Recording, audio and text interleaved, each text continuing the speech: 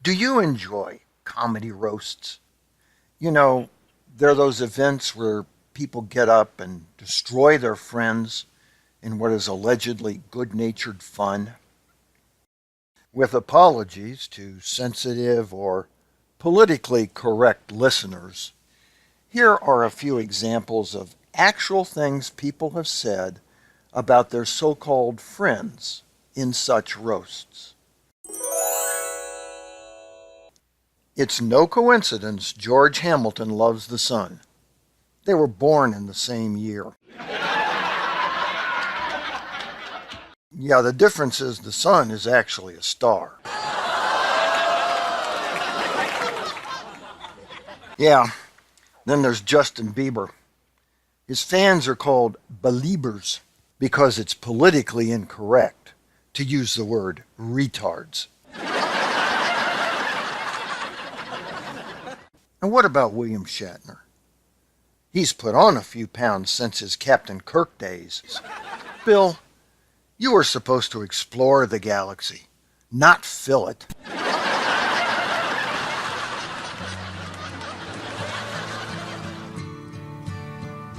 Modern comedy roasts date back to the Friars Club events of the late 1940s and have progressed, if you can call it progress, to today's televised productions that seemingly make a science of mean-spirited nastiness. What may be the original comedy roast, however, dates well before the Friars thought of presenting organized evenings of vitriol. That honor goes to a gala event the Atlantic Monthly held in Boston the evening of December 17, 1877, celebrating poet John Greenleaf Whittier's 70th birthday. People today revere Brother Mark Twain as an American treasure. During his lifetime, he was in demand as a speaker, and it seemed no one was more well suited to deliver the keynote address on that auspicious occasion. Ever the mischievous humorist, Twain decided to go over the top and take a few friendly jabs at some of the impressive guests in attendance, specifically Henry Wadsworth Longfellow, Ralph Waldo Emerson, and Oliver Wendell Holmes, Sr. He launched into a story about stumbling upon a miner's shack.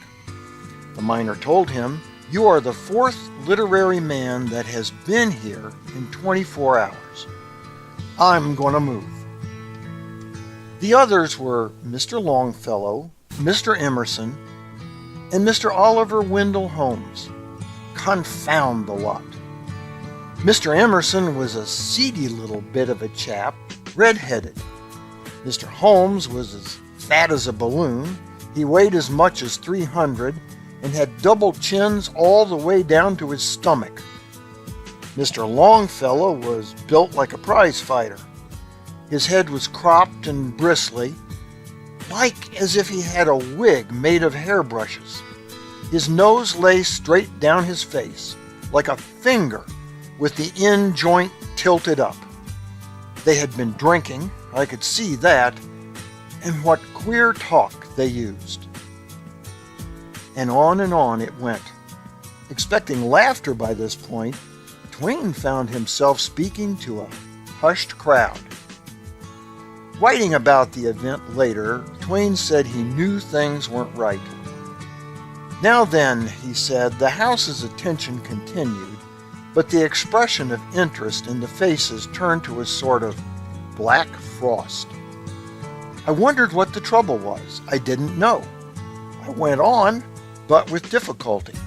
In the end, I didn't know enough just to give up and sit down." Following the speech, newspapers across the country erupted with stories of Twain's rude remarks and bad taste.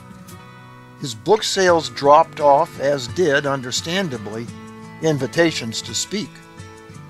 Today, we think of Brother Samuel Clemens in his Mark Twain persona as having had the Midas touch when it came to writing, a sense of humor and popularity. It was not so. At the time of the speech, Twain was in some degree of financial stress and counted on speaking fees and book sales to carry him through. After what author William Dean Howells called the amazing mistake, the bewildering blunder, the cruel catastrophe, Twain had trouble making ends meet. With no prospect of financial success in the U.S., he was forced to undertake a grueling European speaking tour. Twain never completely recovered, financially or emotionally, from his faux pas. Near the end of his life, he wrote about it in an apologetic letter to a friend. "It seems," he said, "as if I must have been insane when I wrote that speech and saw no harm in it, no disrespect toward those men whom I revered so much."